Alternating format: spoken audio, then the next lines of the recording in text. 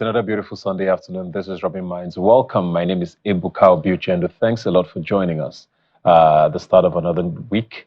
The past week was quite eventful, especially on the economic front.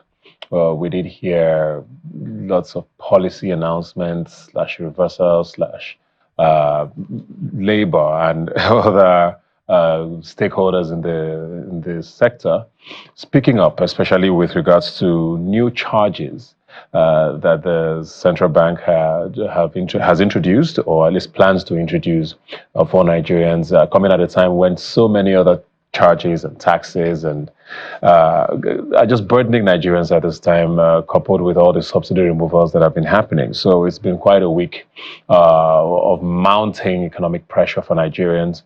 And we're going to be starting off the show today trying to understand how Nigerians can, if possible, navigate this and plan economically for the long year ahead and probably years to come, because the government has told us clearly that this is a very long battle and we have to tighten our belts. Don't know how much tighter it can get, but we'll see how we can go around that. I'm joined here in the studio by Progress Felix. Thanks a lot for being here today.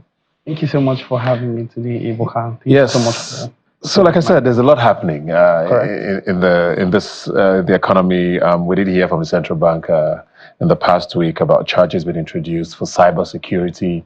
Nigerians are wondering, when does this end? We had the fuel subsidy removal. We've had electricity skyrocket for a lot of people. Yeah. Food inflation has not tried to come down at any point. The Naira looked like it was starting to go back down. Now we're seeing a reversal of all of that. So there doesn't seem to be any respite anywhere. Is the government right in saying that these things are necessary? Or is there a counter-argument which some have offered to say that this can be done with palliatives on the side? And how do these palliatives even work when every single Nigerian is affected? Okay, thank you very much for the question. Yeah. So the big elephant in the room is, why now? The policy as regards the cybersecurity levy was not brought about by the current administration. The levy was a policy from the Goodluck Ebele Jonathan's administration, and the big question is, why now? Like you did mention, we've seen a lot of pressure on the Nigerian citizens in terms of various levies coming in from the Central Bank of Nigeria. And the question still remains that in a country where inflation still remains elevated, you still have the Central Bank grappling with foreign exchange depreciation. You still have high cost of production for those in the manufacturing sector. You have high cost of transportation that has been exacerbated on the back of increasing energy prices and also increase the removal of fuel subsidy. The question becomes, why now? And that's the big elephant in the room. And if you would ask me, I think perhaps it might be a good policy in the far future, but currently I don't think it's the best of approach, because considering the current economic climate in the country, I don't think the Nigerian people they have that level of cushion. I don't think they have that level of cushion to take on this levy, because looking at the structure of that policy, for a product or service that is worth ₦1 million, you get to pay ₦1,050,000, which means that you are indirectly supporting inflation, and the prices of these goods or services continue to rise, and then it becomes counterproductive to the initial direction of the CBN in terms of battling inflation. So the bigger question becomes, why now? And left to me, I don't think now is the best time. And I think the House of Assembly, in cooperation with the presidency, had given that direction to reverse that policy for the now.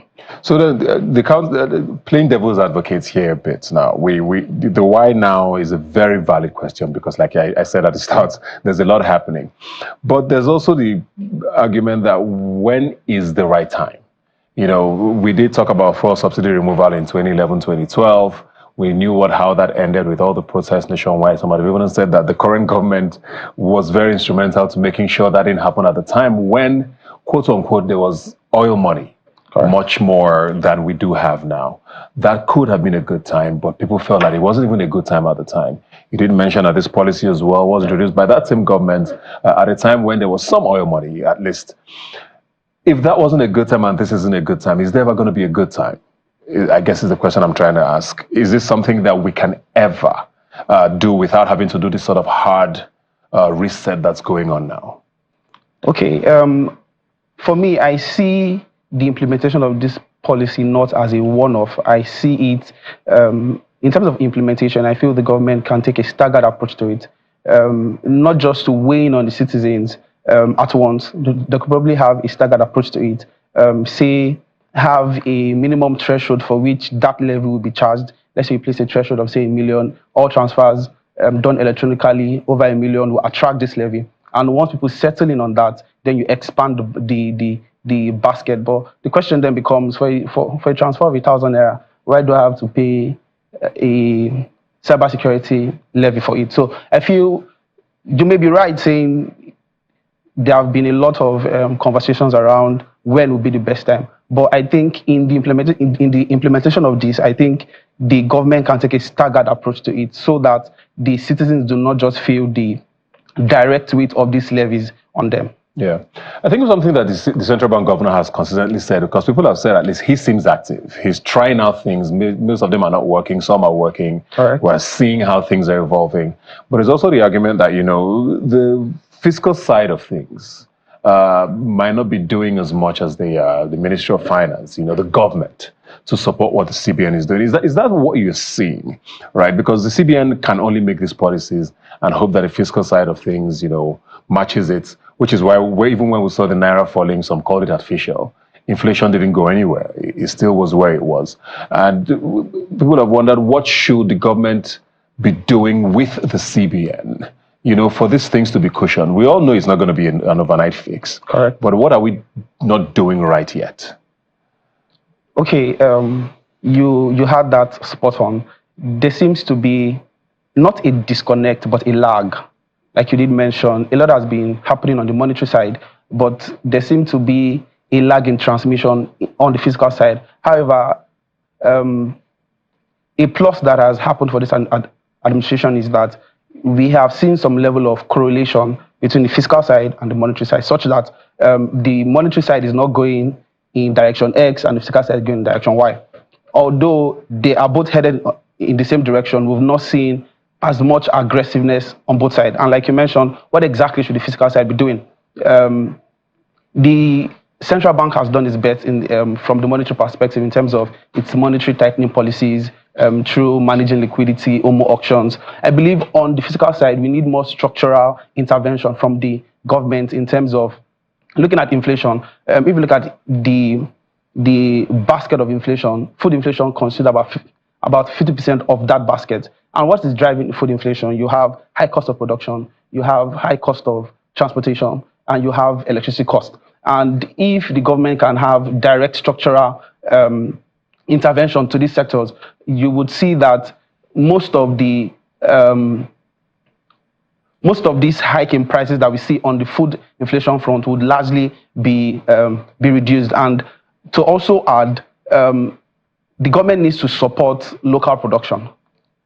And in supporting local production, it still boils down to encouraging local producers, improving the cost of production for these guys so that they make sufficient enough margin that makes those in the market become willing to patronize locally made products. Yeah, very valid points. I think we're joined virtually by Jonathan Ikeolumba, I believe. Jonathan, can you hear me if you're there?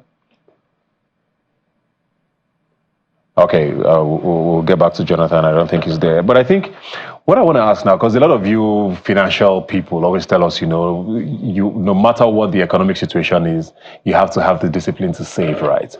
Being able to save in hard times makes you a better financial manager or whatever it is.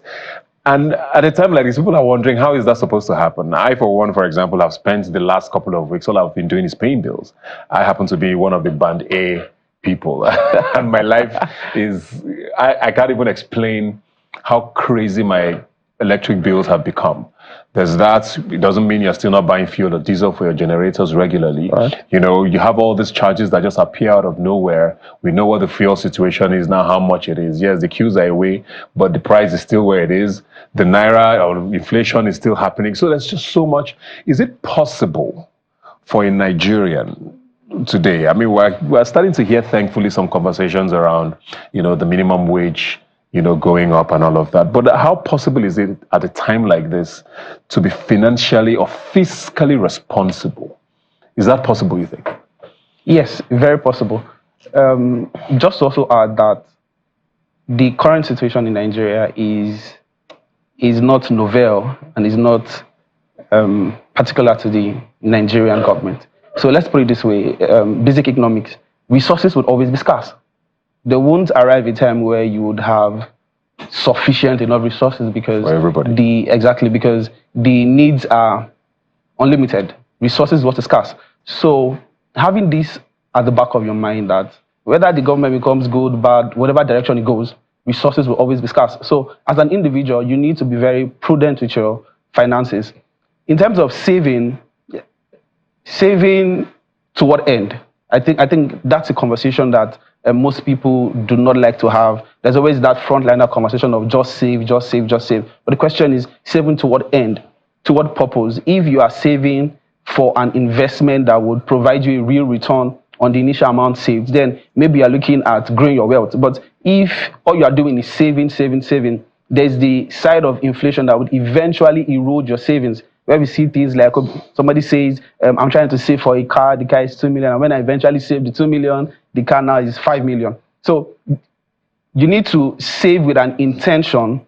And when you're saving for a car that is 2 million today, you need to factor in possible inflation. What would this car be worth in 2 years' time when I eventually save that money? That should be what you should be saving towards. And the country is quite tight at the moment, to be rather upfront. But the financial discipline to stay prudent with your resources is required in whatever economic situation we find ourselves, whether in a prosperous one or in ones where we are trying to navigate the waters. I believe staying financially prudent is still a way forward. Yeah. What are some of the things Nigerians can do at a time like this? Because I know, yes, everybody's complaining. Every single person is complaining, no matter what class of society you're in right now.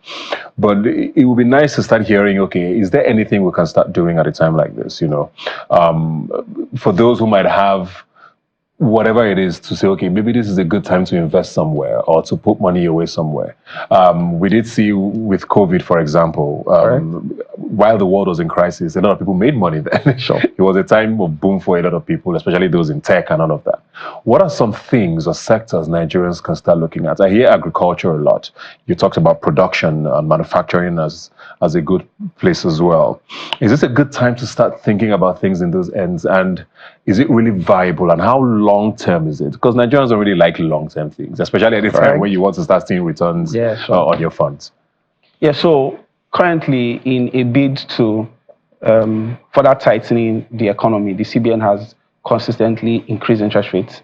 And you see the treasury bills trading around 25% yields for the 1 year paper. And for those that want quick return, you could push in your investable sums into the treasury bills. In terms of what specific innovations or businesses people can delve into, my opinion would be that currently you need to be able to envisage what the future of that sector is and plug into that direction. So for instance, you know that in tech, the next level would evolve around things like AI, robotics.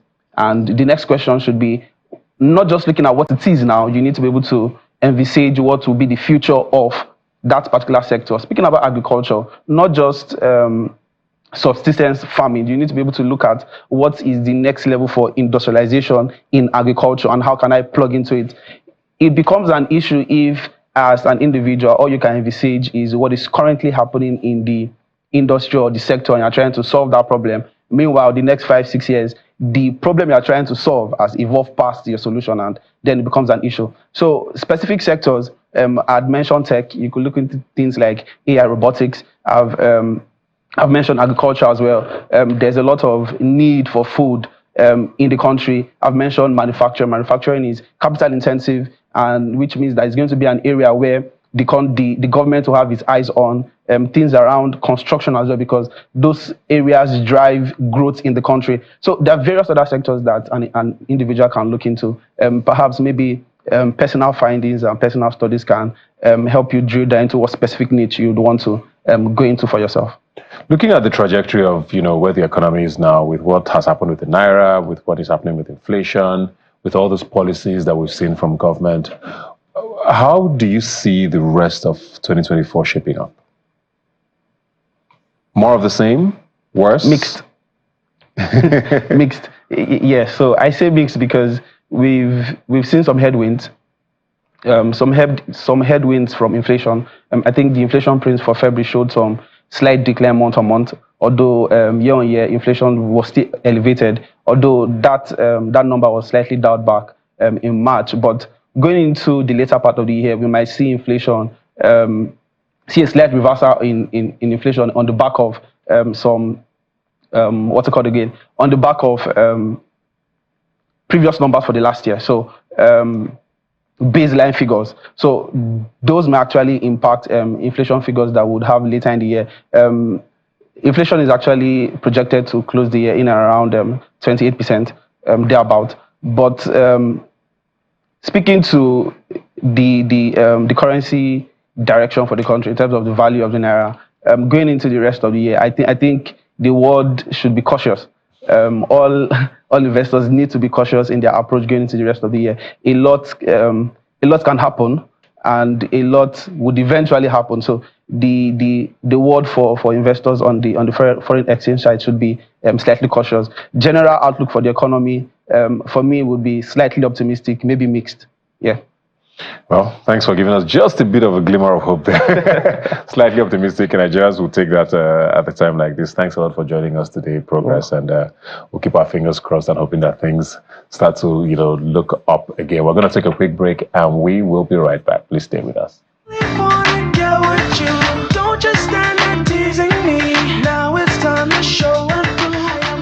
Welcome back. Now, last night was the biggest night in African film and television. The African Magic Viewers' Choice Awards held in Lagos, and the entire continent was held spellbound.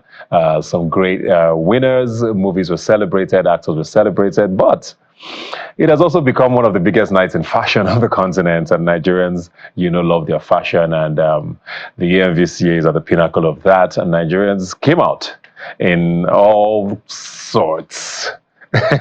And I say that very mildly, but I have someone here who understands fashion and all of that better than I do. Akim Faminu, thanks a lot for being here today. Do I call you Dr. Akim Faminu? Yeah, you can. It's all right. How are you doing? Very well, thank you. Thanks for being here today. You looked amazing yesterday. And I you've been here before, we've talked about this, and I want to start with that again. I know it's not a very popular opinion, but I miss the days when the AMVCAs were a proper black tie event. And I feel like we're at a point now where it's sort of a costume party. Most people don't like to hear that. And people say, well, is there a theme? There's no theme, so why can't I wear what I wear?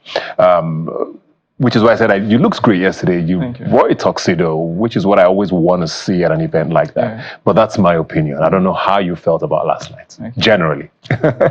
So I think, first of all, I want to congratulate all the winners.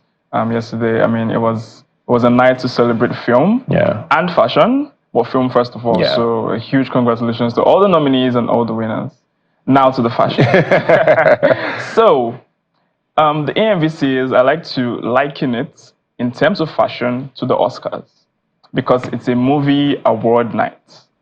But the clause there is that we don't have a replica of something like the Met Gala, which you can, say is sort of a costume party, because the Met Gala is totally different. It talks about arts, fashion as an art, not necessarily an award show. So these days, I feel like Nigerians just try to express their creativity through the biggest night of fashion, which is the AMVCA. So I share your sentiments. I'm also going to be a tuxedo guy for my first look. I mean, I can do whatever for the other looks, but for the first look, it's an award night. So I mean, I expect to still see black tie dress code on the red carpet.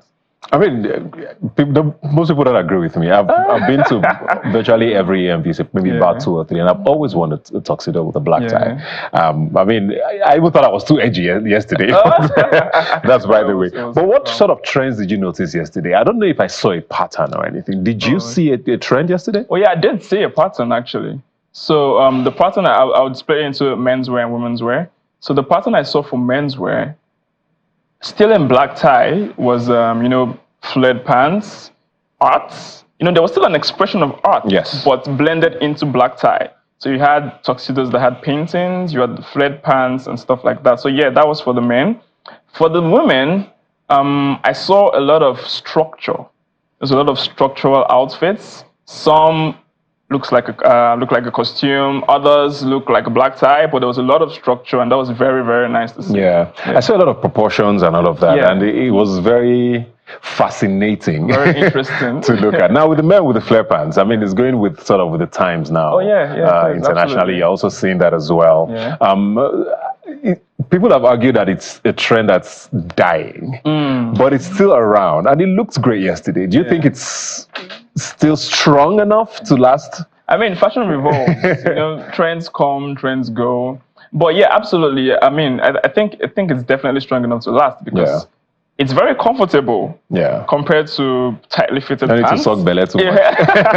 It's actually very comfortable, and it looks really good. Yeah. It looks really good. So yeah, definitely so. We are used to seeing a lot of sequins and bling with the women. Did we see a lot of that yesterday? In this part of the world, we love to be extra. So our fashion is very extra. It's very expressive, and I think on red carpet nights, even during the time that the AMVCA was still like a black tie, you still tend to see a lot of blings. So yeah, there were lots of stones, a lot of crystals. I mean, done properly, it can look super amazing. Yeah, I've always believed that the traditional attire for Nigerian men works as a black tie. Outfits for us because it's our culture and all of that. As long as you wear a hat is what I always say. But I don't know that we saw a lot of that yesterday.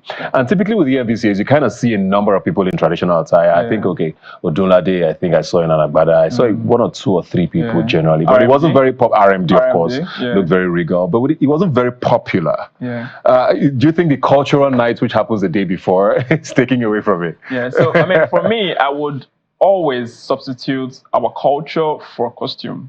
So either you do black tie, you do something Afrocentric, or you do something cultural for the AMVCA night. And then, but the fact that there is a cultural night before that is, I think, what maybe took that away. So most people already did their cultural looks for the cultural night as opposed to the actual day. But RMD's outfit was amazing. I think it was by the Jankola. It was very regal. Loved it.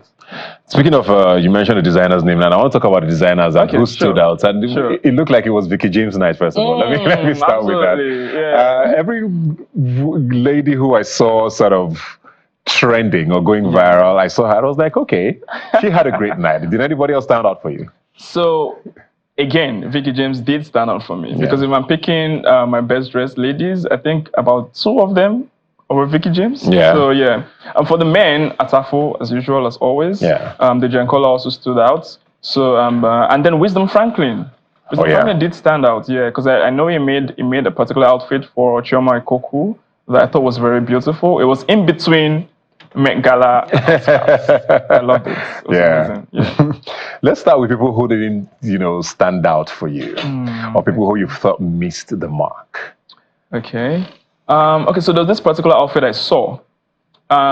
When you see the outfit, it looks good. I mean, it was a crochet 3-piece. I think it was worn by Mr. Tayo Faniro, I think. Okay. He's an actor, So I looked at it and it looked really good. However, for a red carpet night, on a award night, not so much. So it was a thing of missed the mark in terms of time and place. But the outfit itself was really nice. I think it's more of a style, really casual, laid back, but not on the carpet. What did you think of Tiana? So was that sack? I was trying to understand what the outfit was. Okay, so my personal opinion about that outfit is that it was given more Megala than Oscars. And it was, I mean, Tiana is very edgy. I mean, we respect that from her. Yes, and I really respect her creativity. I think in terms of female designers, when you're thinking of going overboard with your creativity, Tiana really does stand out. The only issue I have sometimes is the execution. Last night's outfit was very interesting. It was quite interesting. I didn't think it was appropriate for the event, but you cannot deny the creativity. It was quite creative, but I didn't really understand. So maybe if we could get like an idea behind it or something like a BTS thing to let us know, okay, this is what you were going for, better, because designers are creatives. Yeah. Sometimes we see finished work and we don't understand the process unless we are, told. Yeah. So yeah, that was my stand on it. For about 3 years, I know we had this thing with the AMVCAs where, they had a best dressed podium. You go there, take pictures, the viewers voted, and the best dressed, got the award. It was scrapped this year. Do you think that was a good thing? Do you think it affected? Because people have said that move by the AMVCAs is what has even upped the fashion game even more. Yeah. Now that it's gone, do you think it's going to have an effect on the awards as a whole? Well, I'm sure. And was it a good thing for it to be dropped? Yeah, so I'm sure for an award to be scrapped, must have been something. So maybe could it be controversy? But I know that like a lot of people were still expecting the award to happen last year, but it didn't happen. Is it good for the event? As a fashion person, I would say it's not, because I love to see the effort, And then you're very right in terms of the fact that people decided to up their game for that award. But on the other side, on the flip side of it, I don't know. It could be a bit controversial sometimes, because everybody has their favorites, and for things very like true. That, when you, I mean, it's the viewer's choice though. Yeah. So when you pick one person, of course, other people that think their own favorites look better will be like, so maybe because of the controversy. But in my own personal opinion, I think that if they can bring it back, they should, because fashion, definitely. I mean, we're seeing a few of the looks on our screen, but before we get to that, I want to ask you about someone who people have said has become the queen of the AMVCAs, and every year she drops this bomb and people just go crazy. And she's not even Nigerian. I know. She's from Ghana, Nana Akua-Addo. Yeah. She's brought all this form and structure and art to the AMVCAs every year, and I feel like everybody was waiting on her page. People just remember her once every year, like, okay, when is she going to drop a picture? And she did that again this year with this white structural. I've been trying to understand with the faces. I'm trying to understand the outfits. I'm like, can she see it? How's this going to work? But what did you think of that? Well, I mean, I thought it was a creative masterpiece, to be honest. I did actually take my time to look at it properly. So I think what she does is just to try to make a statement every year with art. So that outfit is art. In terms of practicality, I don't know. Sometimes art may not be so practical. Yeah, that's how on your screen now. Okay, fantastic. Sometimes art may not be so practical. You have people go for a big award night that they have to take out a train so they can sit or something. But I mean, then again, what is fashion if not art? So I really love it. Can she sit in this? Ooh, I wouldn't know. It's amazing, it's but amazing. It's really good, though. It's really good. Let's get to people who stood out for you now. Okay. Let's start with the men. Okay. They say we're usually boring, so let's just get out of the way. Okay. Are there men who stood out for you on the night? Okay, so I mean, I have a bias towards the fact that I think that the AMVCA is traditionally a black tie. So I'm going to start with that. For black tie, for classic tuxedos, I remember seeing a look by, I think, Alex Ekobo. Yeah, it was really sharp. Good. Yeah, it was a sharp look. Very it was one of my favorites as well. Yeah, it was a sharp look, very nice. And then there's a certain Ebuka Obiochendu. I don't know if you know him. But yeah, solid look, Atafo, definitely. Yeah. I feel like even the tuxes were interesting this year. Yeah. They were quite edgy. So anyone that understands black tie would know that this is not normal black tie. Yeah. It's not normal black tie. It has an edge to it. That's for the black tie part. Yeah. So for the more creative ones, I mean, I remember a look by Saga Deolo. There's a pink look. It was quite creative. I mean, not the usual that you see. So that was very nice as well. There was a particular look that had body art. I think it was done by Neo. Yeah, that to me looked more like a Met Gala kind of look. And it looked very familiar. It looked very familiar. I think Vivienne Westwood, 96. Yes. Yeah, so, but execution was actually quite good. Yeah. Execution was actually quite good. So for the men, I think those names. They tried. Yes, we tried. And for the women now, I mean, we've seen a few of them. I saw Sasi Godaro on our screens. I've seen Beauty Sukura. I was not dressed yet. I was trying to watch the red carpet go on TV, and I saw Tokema Kinwa's picture. And I feel like at that point I was like, yeah, this is going to be a good night. Yeah, of course. Because that was the first, you sort of opened up the day, and I just was wowed by what I saw.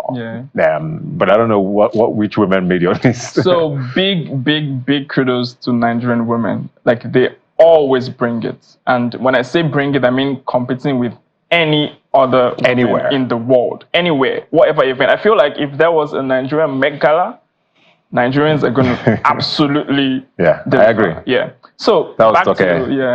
Looked like a lamp. Yesterday, looked like a stat. It was mind blowing. The structure was amazing. So some of my favorites, Tokyo, definitely. There was also Sigudaro. Tomike Aduri. Okay, that was really good. I love that. It was like a half jacket, half and dress. And then it fits what I believe is the theme. Yes. It was beautiful. And I've mentioned 3 looks, and all of them are Vicky James. Yes. So Nana as well, Nana Akwado. I love Beauty's outfit as well. It was very, very good. And then, special ups to the ladies as well, because, they have to do hair. You have to do makeup, you have to do nails, you have to do so many things. So it takes a lot of effort. It really takes and still get on the red carpet on time. And still get on the red carpet on time, with trains. I mean, it's not easy. So big ups to them. Those looks were absolutely amazing. It stood out for me. Yeah. Is there anybody who you saw, who maybe you won't, I don't want to sound like I'm dissing anyone, but someone who you wouldn't have expected to shine as much as they did. And you were like, oh, that's a good one. Is there anybody you saw that, surprises you? Maybe that's a better word. Surprise. I'm not really sure, but okay, one comes to mind. So there was a delivery of an all-white outfit that Elozonam did. Yeah, it was very different. It looked very different from his normal style. So yeah, that was quite surprising, but surprising in a good way. Yeah. Surprising in a good way. So, and then I like the delivery as well. And another interesting about us is that, in this part of the world, in Nigeria, for AMVCAs, everyone likes to create their content ahead of time. So you get the people are doing shoots on Tuesday. And I'm it's a serious thing. So, I've been looking at pictures. The shoots, first of all, shout out to all the photographers. Yeah, amazing work. Amazing shout out to Jemima, who was seen on the screen as well. I mean, this is a nice shoot. Yeah. In her room or wherever it is. But I'm seeing these things. I'm seeing clouds. I'm seeing birds in the sky. I'm seeing horses. I'm like, now you get things are really happening. My point about it's a whole production between the Met Gala and it's a whole production. Yeah, it's a whole production. It's not easy. Before we even talk about the delivery, there's photography, there's creative direction, there's location scouting. All of these things are not easy. Yeah. To put together that for the AMVCA, I mean, I think it's really amazing. We are some of the most creative people in the world. It is interesting. And because you see people's pictures and the tags are like 15 I was just looking at a picture of Ekwe Dewa just now, and there's a slide in her picture that has a picture of her room with a team. And I could count at least about 8 or 9 people just to get someone dressed. It's impressive. Yeah, I mean, amazing. Yeah, but all around, how would you rate this year, fashion-wise? So, I feel like for the past 3 years, there's been an upward trajectory in the fashion. I don't know if that's tailored to the fact that there was now a best dressed, but the fashion has really... It's quite intense. Quite intense. And then you also know that people are paying so much attention to it from the kind of pictures you see on the day. So you have people doing shoots a week before. You do test shoots before the actual shoots. I don't know about that one. That's very serious. But I'm a creator, so I'm all for creativity. Yeah. I'm all for the effort. And then if there's one thing the Nigerians would do, we're definitely going to put in effort into whatever we do. So the fashion this year was a lot better, but also a lot more experimental than usual. Yeah, than usual. So I'm not really a fan of the fact that the fashion for the AMVCA is tilting towards that way, because, I mean, we also have Fashion Week. I like to be experimental during Fashion Week, but for things like award nights, movie award nights, it could be like literally a movie academy award night. Yeah. It's different from a music award night. So for a movie award night, I think the simpler the better, honestly, in my personal opinion. I'm preaching that gospel with you. Maybe one day it will resonate with people. But I mean, everybody Shout out to everyone who put in the efforts, photographers, designers, and the entire fashion industry, which of course you are a huge proponent of, and advance that. Thanks a lot for everything. I don't know who that guy is on the screen. Take it away. Thanks a lot, Akin Famino, for joining us today, and all the best with everything. Thank you so much. We're going to take a quick break, and when we come back, we'll be talking about the AMVCA's Who Won and Who Lost. I'll see you after. Don't just stand there teasing me. Now it's time to show it. Welcome back. The African Magic Viewers Choice Awards held last night here in Lagos. The best of the African movies were celebrated and rewarded or awarded on the night. And we're going to be talking about the award ceremony itself. Were there any surprises? Were there disappointments? Were there shocks? I'm joined here in the studio by Sheila Sisi, who's a film critic and a journalist. Thanks for being here today. Thanks for inviting me. Yeah, so a lot of people have said that, the awards last night are one of the best they've seen, organization-wise. Do you agree with that watching on TV? I don't know if you were at the event or if you watched on TV. How did it feel compared to previous years? I actually watch on TV, and I think I also share in the sentiment of others, because I think I actually wrote a piece that was published today, and I said one of those things that has constantly been echoed is that this year's is actually great compared to last year in terms of the wins. Yeah. And I share that sentiment too. Yeah. I also share that sentiment too. What stood out for you on the night through the award ceremony? For me, basically, it's the wins, because I think compared to other years that it was maybe voting categories, the fact that it's been, some of these awards are being awarded by juries member in terms of like maybe best actors, best actress, best supporting actors. It shows that, okay, we at this point in time, the AMVCA is paying attention to excellence over popularity as it was in previous years. That's a very, very key word. But let me just quickly go to, we'll have someone joining us virtually. Akintunde Damilare is a founding partner and editor at Shock NG. Akintunde, if you can hear me, I don't know, do you agree with the sentiment shared by a lot of people, that the awards this year were a bit of an uptick from what it used to be in the past? Yes, Ebuka. Good afternoon to everybody. And of course, congratulations to all the nominees that got awarded last year. So yes, the sentiments were quite positive in terms that we finally see merit and excellence given to the titles that absolutely put their forward best in terms of storytelling, in terms of direction, and cinematography and writing. And you could clearly see that the jury response was quite positive, especially in the hall, because I was in the hall at the hotel yesterday, and when you could clearly see some categories being announced, the hall, stood up and clapped and cheered and like, okay, yes, this was something that we were really, this was someone that we were really rooting to win for this particular category. And of course, Breath of Life, which got everybody excited when they announced Bibi Sasori as director, and of course, lead actress, supporting actress, and I beg your pardon, lead actor and supporting actress in terms of Genevieve. You could clearly see that the hall was really, really happy with the decisions that the jury made, and it wasn't no longer just about who is the most popular actress or who is the most popular actor in that particular category should be given that award to. So yes, the AMVCA has really took a big risk by appointing a jury to take over the idea of voting categories, because of course it's a viewer's choice award, right? But I don't think that viewer's choice applied this year. It's a jury's choice this time around. Well, according to the those who know, they said, they're still voting categories. I think there's about 7 or 8 of them, just not those key ones now, because, like you said, both of you have said, it became a popularity contest for a lot of people. But you mentioned some of the sweep, basically, by Breath of Life, which most people were excited about. But there's also sort of counter arguments from a lot of people. A lot of categories were seen as very, very tough. I think, for example, with Best Supporting Actor, there was a lot of whispers about, will it be Alex Ekubo, will it be Demola Adedoyin?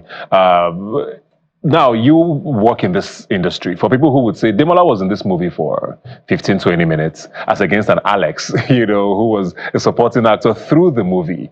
Why would it tilt to a Demola, for example, for the viewers who might not understand, why Demola won this? Right. So I think we should first begin starting from the eyes of the jury, right? Whenever a jury is sitting down to watch a particular title for consideration, they clearly pinpoint, okay, I'm going to pick these two particular scenes to really determine if this actor is really worth the mark I'm giving. So, of course, if there's a mark table of 1 to 100, right, the jury will look at those two particular scenes and determine, does this guy really determine if he's going to take this award, and my conscience will be satisfied that this was based on merit. And I think that's how Demola Adedoyin got it. If you look at the scene where there was a burning wife and child in the car, I don't think we had any powerful emotional scene maybe last year. I don't want to say for the past 5 years, but let's just say since last year.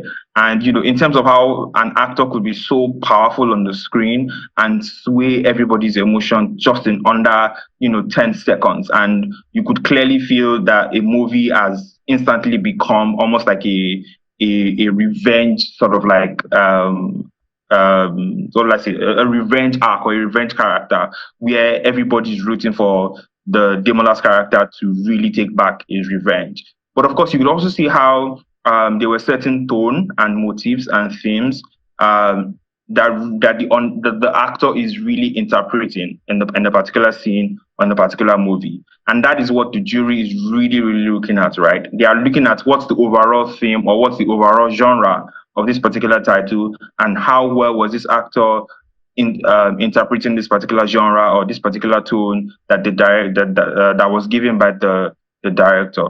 So again, right, to be honest, I don't think everybody was surprised when Demola won that best supporting actor, because just on that scene alone, it takes a huge amount of performer to be able to activate that type of emotions that Demola activated in just maybe less than 1 minute scene. And that takes it for the jury. And of course, they gave him probably full marks, and he got the award last night.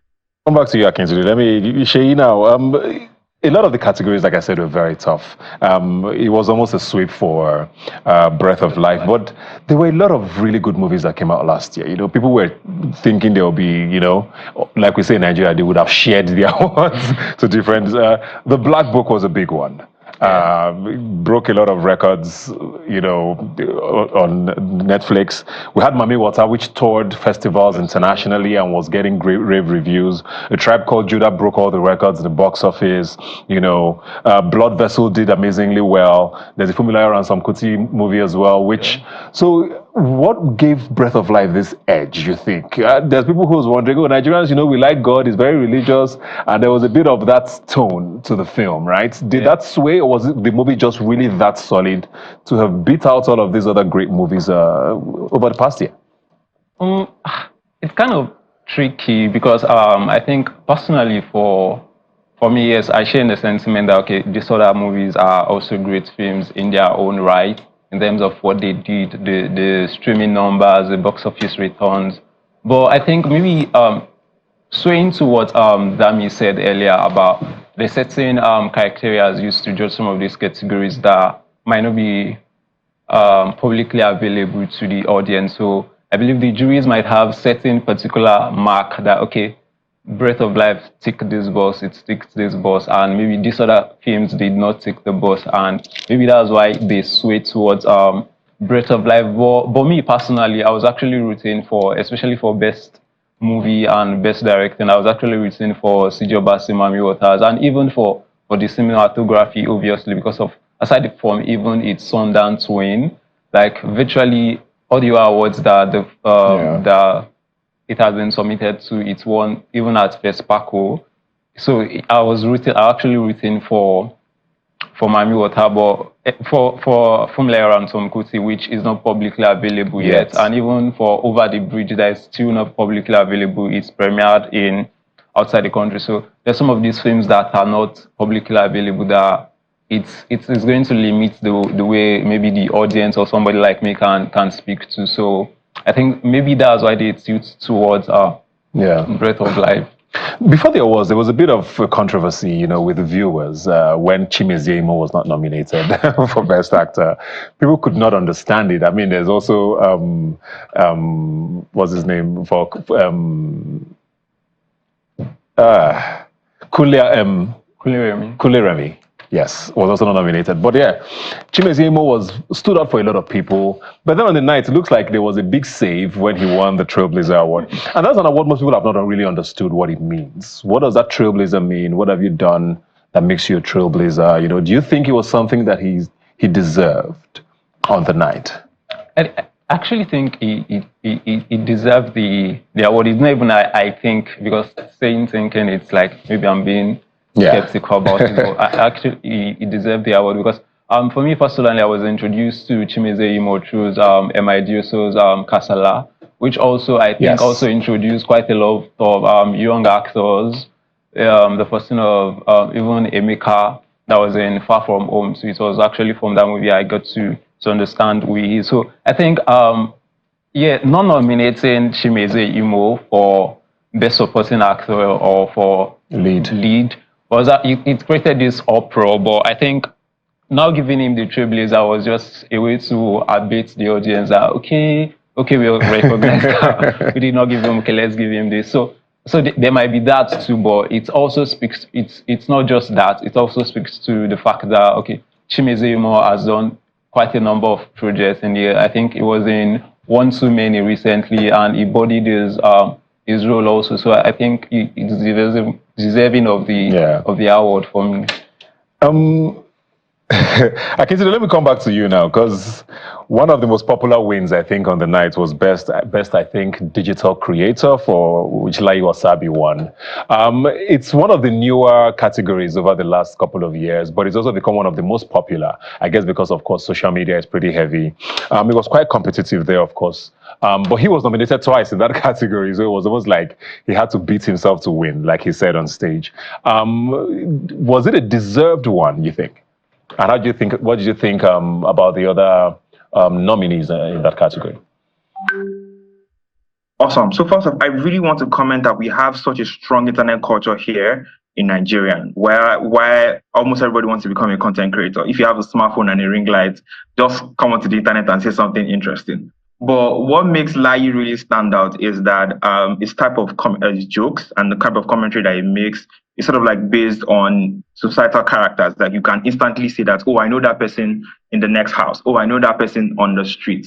And, you could see the way a lot of people connect with him just by the way he also chooses his type of, what do they call it? It's like a word slayer, where of course, when he was taking an award, he was saying a multitude of choices. He just won, he just lost. You could clearly see that this is someone that is a brilliant writer and, of course, a brilliant performer who, under 2 minutes, can make you laugh. Because one of the reasons why our comedy skit making is very popular in Nigeria is because Nigeria is a very tough place to operate in. And, of course, one of the joys of you is just open your phone and just go to a comedian place and just get ready to laugh and just, be happy. And that's what Lai has been able to do with his skits, right? He has been able to make millions of Nigerians happy.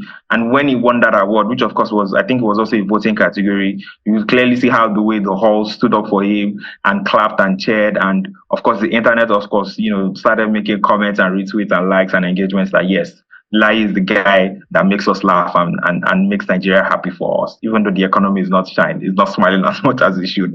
But I think, yes, Lai is well deserving, and hopefully the next set of digital content will be something interesting to see when AMVCA 2025 comes across. 2024, I beg your pardon. Question to both of you, but let me start with you, Akintunde, as quickly as you can. I mean, it was a solid year for Nollywood. I looked at the nominees for Best Movie, and it was very familiar on some Kuti. Breath of Life, Over the Bridge, Blood Vessel, The Tribe Called Judah, The Black Book, Mami Water. Those are very solid films. I mean, it looks like Nollywood is on the upward trajectory. Pressure for the coming year. Are you excited for what's to come? Yes, to be honest, we had a very great 2023. The bar was really set high. You could clearly see that there were 3 Netflix originals, 1 Prime Video original, and then, of course, 2 other titles that was a Sundance winner, and another title that is about to be released here in Nigeria. And these were very strong titles that were helmed by strong writer-directors.